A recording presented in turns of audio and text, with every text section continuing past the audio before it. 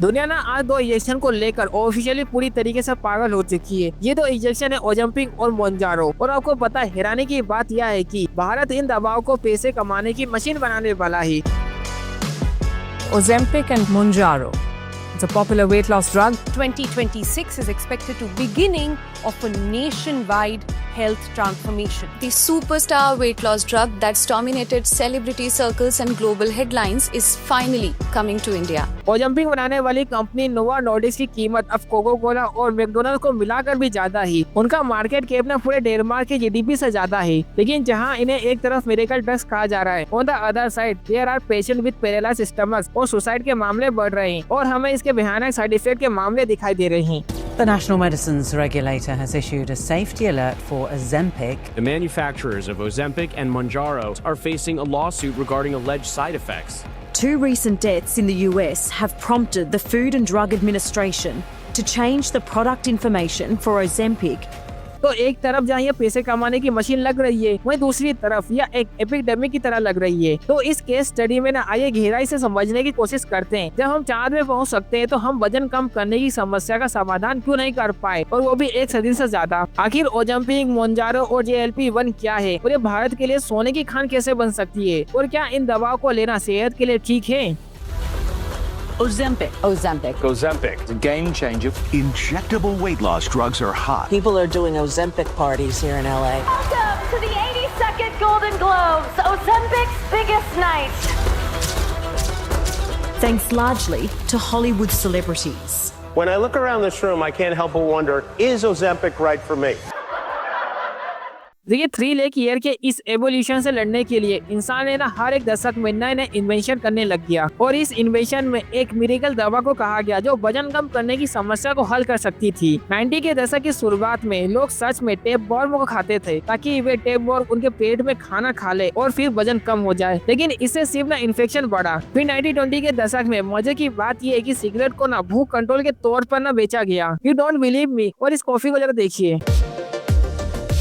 Keep a slender figure no one can deny. Reach for a Lucky instead of a Sweet. It's toasted, no throat irritation, no cough.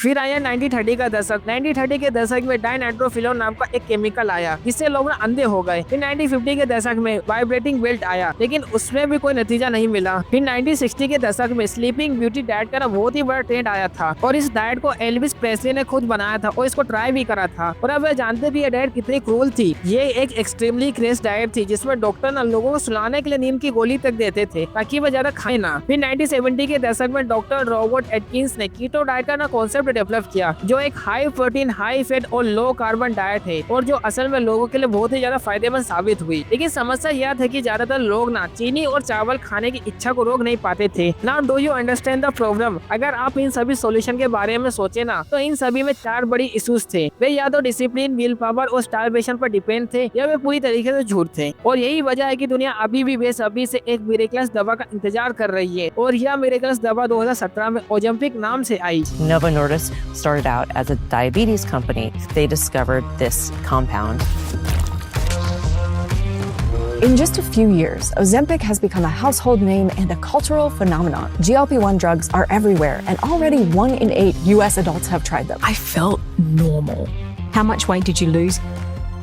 25 kilos? लेकिन यहाँ पर सबसे अजीब बात यह है कि जो ओजम्पिक है ना, वो असल में वजन कम करने की दवा थी नहीं। जी हाँ, जिसे वाइग्रा ओरिजिनल को बनाया था सीने के दर्द के लिए, और ओजम्पिक को खास तौर पर टाइप 2 डायबिटीज के लिए बनाया गया था, और इसका एकमात्र काम डायबिटीज के मरीज को उनके इंसुलिन लेवल को मैनेज करने में मदद करना था। लेकिन आपको पता है, समय के साथ डॉक्टर ने देखा कि इस दवा का एक अजीब साइड इफेक्ट होने लगा। मरीज सिर्फ अपना ब्लड शुगर ही ठीक नहीं कर रहे थे, वे अपनी प्लेट में खाना छोड़ रहे थे, वे स्नैक्स छोड़ रहे थे, और वे लंच करना भूल रहे थे। So the question is, how was this happening? Do you know about the Femine protocol? In the women's protocol, when you lose fat, तो आपके शरीर में ग्रेलिन नाम का जो लेवल है ना, वो ज्यादा बढ़ जाता है, और यही वो हार्मोन्स है जो आपके दिमाग को ना खाना खाने के लिए एक केमिकल सिग्नल भेजता है, और साथ ही यह लेफ्ट को दबा देता है। लेकिन वो हार्मोन्स जो आपको ये बताता है कि आपका पेट अब भर गया है और आपको अब खाना बंद कर देना चाहिए, और यही वजह है कि आपको खाने की क्रेविंग होने लगती है। But do you know what Ozempic does? Ozempic बस इस केमिकल फाइट को ना उल्टा कर देता है, क्योंकि ओजम्पिक में ना सेमाग्लूटाइन नाम का एक मॉलिक्यूल होता है। ये मॉलिक्यूल एक कॉपी कैट है। ये आपके शरीर में GLP-1 नाम का एक नेचुरल हार्मोन जो होता है ना, उसकी नकल करता है। अब आमतौर पर GLP-1 एक कम समय तक रहने वाला मैसेंजर होता है। जब आप खाना खाते हैं ना, तो GLP-1 आपके दिमाग को एक सिग्नल देता है कि आपका पेट अब भर गया है, और फिर ये कुछ मिनटों बाद ना गायब हो जाता है। But Ozempic is like GLP-1 on steroid. गायब होने की वजह ना ये आपके सिस्टम में कई दिनों तक रहता है। साथ ही ये आपके पेट के खाली होने की प्रोसेस को ना धीमा कर देता है। इसीलिए आप बिना कोशिश किए घंटों तक फिजिकली भरा हुआ ना महसूस करते हैं। So for the first time in history there was a medicine that didn't require will power। इसमें ना डिसिप्लिन की जरूरत नहीं थी, इसने बस खाने की इच्छा को इन्हें खत्म कर दिया। अब इसके बारे में सोचिए कि कीटो डाइट कई लोगों के लिए फेल हो गई, क्योंकि आपको पेट खाने की इच्छा से लड़ना पड़ता था। स्लीपिंग ब्यूटी डाइट फेल हो गई, क्योंकि खाने से बचने के लिए आपको खुद को बेहोश करना पड़ता था। जबकि ओजेम्पिक यह आपको अच्छे से लड़ने के लिए मजबूर नहीं करता है, यह इच्छा को ही खत्म कर देता है। और यह बदलाव इतना बड़ा था कि ओजेम्पिक बनाने वाली कंपनी नोवा नॉर्डिक्स 2014 में इतनी कीमती हो गई कि उन्होंने $14.6 बिलियन की प्रॉफिट कमाया, और आखिरकार 2013 से 2024 तक उनके शेयर की कीमत ना 400% से ज्यादा बढ़ी है। Now here's where it get even more shocking. Case का यह पड़ाव देखकर अमेरिकन जेड इली लिली इस लड़ाई में ना शामिल हो गई। उन्होंने सिर्फ ओजेम्पिक की कॉपी नहीं करी, बल्कि 2022 में मोंजारो नाम का प्रोडक्ट लॉन्च करके उसने हैरान करने की कोशिश की। Ozempic and Wegovy aren't the only drugs making waves in the world of weight loss.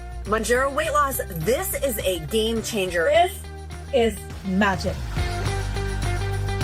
Pharmaceutical company Eli Lilly says their popular diabetes drug, Mounjaro, may lead to potentially greater weight loss through similar medications like Ozempic and Wegovy. तो जहाँ Ozempic एक hormone GLP-1 की नकल करता है, वहीं मोंजारो दो hormone GLP-1 और GIP नाम के दूसरे हार्मोन्स की नकल करता है। तो यह ना असल में ओजेम्पिक प्रो मैक्स है। As soon as Eli Lilly launched it, the game changed। उनके स्टॉक ना आसमान छूने लगे, और अकेले ओजेम्पिक 2024 तक Eli Lilly ने $11.44 बिलियन का जबरदस्त रेवेन्यू कमाया, जो पिछले साल से 20% से ज्यादा था। और आज Eli Lilly की वैल्यूएशन $1 ट्रिलियन से ज्यादा है। और जबकि पूरी दुनिया इन वेट लॉस दवाओं से होने वाले profit, stock appreciation and result से ना हैरान है, और बहुत ही कम लोग GLP-1 के खतरनाक साइड इफेक्ट के बारे में बात कर रहे हैं। देखिए, बायोलॉजी की दुनिया में ना कुछ भी फ्री में नहीं मिलता है। जहाँ स्टॉक मार्केट जैसे बना रहा है, वहीं GLP-1 की मेडिकल सच्चाई असल में बहुत ही ज्यादा डरावनी है। Look at this. 1 दिसंबर को ऑस्ट्रेलियन मिनिस्ट्री ऑफ हेल्थ ने 72 गंभीर रिपोर्ट मिलने के बाद सुसाइड के आइडियाज के लिए एक फॉर्मल वार्निंग जारी की, और एक्सपर्ट ना ये भी अलर्ट दे रहे हैं कि यह पेनक्रियाटिटिस, गैस्ट्रिक अलाइनमेंट और मसल का कमजोर होना, और यहाँ तक कि आंखों की रोशनी कम होने जैसी ना दूसरी बीमारियों को भी ट्रिगर कर सकता है। असल में ट्रायल से ये पता चलता है कि आप जो 40% वजन अपना कम करते हो ना, वो असल में आपकी लीन मसल होती है, ना कि fat. And to make matters worse, America में जब दवा अनसफिशिएंट क्वांटिटी में अवेलेबल नहीं होती है, तो उन्हें शॉर्टेज ड्रग्स की नाम की लिस्ट में डाल दिया जाता है। And this is a coming disaster. क्या आप ये जानते हैं कि यह लिस्ट किसके बारे में है? जैसे ही कोई दवा इस लिस्ट में आती है, अमेरिका एक लीगल डेफिशिएंसी सामने आ जाती है। FDA कहता है ठीक है दोस्त, क्योंकि बड़ी फार्मा कंपनी इन दवाओं को सफिशिएंट क्वांटिटी में नहीं बना सकती, इसीलिए हम छोटी और लोकल फार्मेसीज को ना इन दवाओं के अपने वर्जन्स बनाने देंगे। And this are called compounding pharmacies, and this lab purchases new raw materials from unlicensed sources. They mix it up in black rooms and sell it as medicines. असल में FDA को ऐसी दवाएं मिली जिसमें मॉडिफाइड केमिकल थे, जो इंसानों को इंजेक्शन लगाने के लिए मंजूर भी नहीं थे। तो असल में इस कमी की वजह से लाखों अमेरिकी रैंडम वेबसाइट से इंजेक्शन खरीद रहे थे, और वे असल में जहर इंजेक्ट कर रहे हैं। और यही GLP-1 की ना कहानी है। Now the question is that if the story of GLP-1 is so bad, then why did I say that it is a gold mine for India? And how can it be right for the India to make money from these drugs? दरअसल ऐसा इसलिए है क्योंकि नोवा Nordisk का जो patent है ना, वो अमेरिका और यूरोप में 2032 तक सेफ है, लेकिन भारत और चीन में ओजेम्पिक में मौजूद मॉलिक्यूल सेमाग्लूटाइन का जो पेटेंट है ना, वो जनवरी 2026 तक में खत्म हो जाएगा। तो आपको पता है कि इसका क्या मतलब है? देखिए, भारतीय कंपनी ना जल्दी ओजेम्पिक जैसा ही प्रोडक्ट ना बनाना शुरू कर सकती है, और अगर वो ऐसा करती है तो इससे ग्लोबल मार्केट में कीमतों में ना बहुत ही ज्यादा अंतर आ जाएगा। जहाँ एक अमेरिकी $1000 देगा, वहीं एक भारतीय उसी मॉलिक्यूल के लिए शायद सिर्फ $50 या $4000 देगा। अब इस कीमत के अंतर से होगा क्या? जैसा कि हम सभी ये जानते हैं, इंडियंस ने एक्सपेंसिव वेस्टर्न ड्रग्स को हासिल करने और उसी तरह का प्रोडक्ट 1/10 या कभी कभी 100 हिस्से की कीमत और बनाने में ना महारत हासिल कर ली है। और अभी हर बड़ी भारतीय फार्मा कंपनी ना चुपचाप फैक्ट्री लिस्ट बना रही है ताकि 2026 की आधी रात होते ही मार्केट में बाढ़ ला सके। असल में वे सभी जेनेरिक ओजेम्पिक बनाने की दौड़ में है जो शायद 3,000 रूपए से 5,000 रूपए प्रति माह में उपलब्ध हो। तो अचानक यह सेलिब्रिटी दवा एक मिडिल क्लास की दवा बन सकती है, लेकिन यहीं पर वेस्टर्न कंपनीज के लिए खतरा बढ़ जाता है। अगर एक गोली न्यूयॉर्क में ना $1,000 की है और मुंबई में $50 की है तो इससे स्मगलिंग होगी, ये बात तो पक्की है। इसीलिए अमेरिकन सरकार ने इसे रोकने के लिए अपनी पूरी कोशिश करेगी। बड़ी फार्मा कंपनी भारतीय कंपनी पर मुकदमा करने की कोशिश करेगी और पहले से ही बहुत सी सारी इलीगल बैटल भी चल रही है।